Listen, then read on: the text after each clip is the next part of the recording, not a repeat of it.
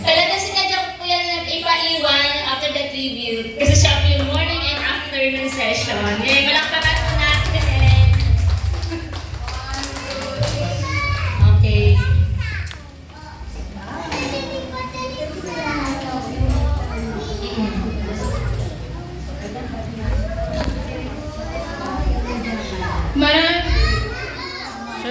I would like to invite Ms. Annalisa Di Puno, Supervisor of District 1 Libraries. Palakpakan po natin siya. Hello and to everyone. Good morning again. Dai, nasan ka? Ang dami mong sorpresa ha. Nakaka-touch yung kaninang video. Medyo tama siya. Mas maganda sana po kung medyo ano pa ka. Kasi po talagang ano po yun nakaka-touch po yun talagang video presentation ng aming pinakapunong abala talaga. Siya po talaga yung parang hands-on together with Mama Belle and Ma'am Drea. Ako po yung nasa likod lang nila. So, in behalf of the Quezon City Public Library, the District Libraries Division, headed by Sir Alistair Troy Laksamana, who is on leave right now, and to our OIC, Marisa G. Chico, also on leave right now, but meron po silang mensahe sa inyo.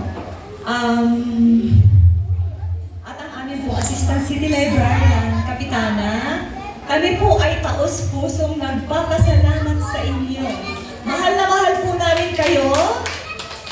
Katubas po ng pagmamahal kay Konsehala, Nikki Crisologo. Umalis na lang naman po siya. Kaya papasalamat sa inyo. Para po sa aming mga tutors, volunteers, lahat po ng bumubuo ng Reading Tutorial 2026. Especially po, nauna na po yung magpapasalamat ko sa mga staff.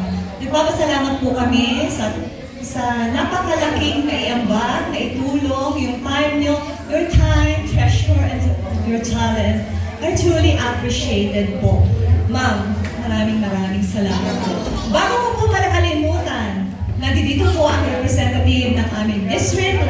Division, ang aming Sir Paulo Daula, ang Assistant District Library Division po, ang aming pong dating nasa Project 7, si Ma'am Edmalyn. Alam ko, kilalang-kilala niyo po siya. Ngayon po ay kinuha na rin siya ng main library, nakakainis. Si Ma'am Edmalyn.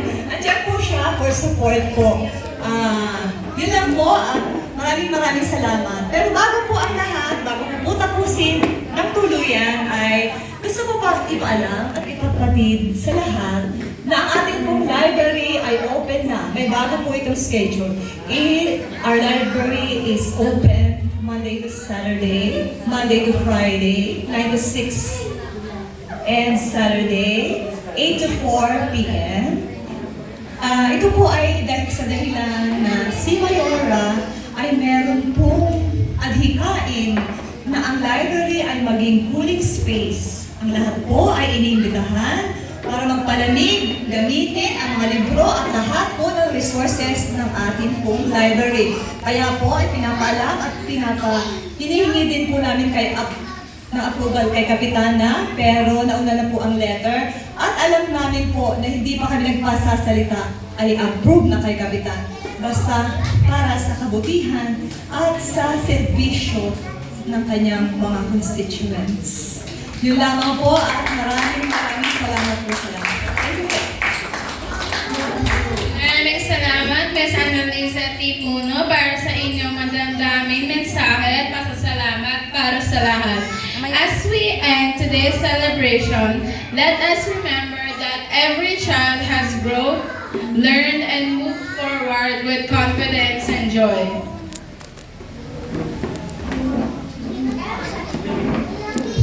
Pinasaya sa akin yung mic kasi hirap siya magbasa sa Pilipino. Dapat English. So ako na lang sa Filipino. Sa ngalan po ng pamunuan ng Quezon City Public Library, Project 7 Branch, kay Sir Troy Lapsamana, ang head ng District Libraries Division, at sa OIC ng QCPL, Ms. Marisa Chichicos, at sa ating kapitana, of course, Honorable Joy Landingin and Council, kasama ang SK. Ayan. Ganon din po ang ating butihing konsihala, kanina na nandito, si Nikki Crisologo, sa suporta para sa kabataan ng Barangay Petras Village. At dito na po natatapos ang ating programa. Di ba, Mabel? Meron ka po na isabihin? Ay, wala na po.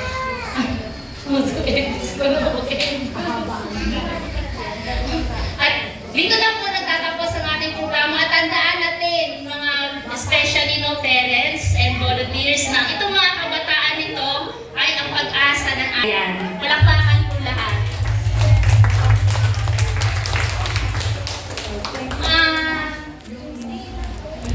Ito lang announce ko.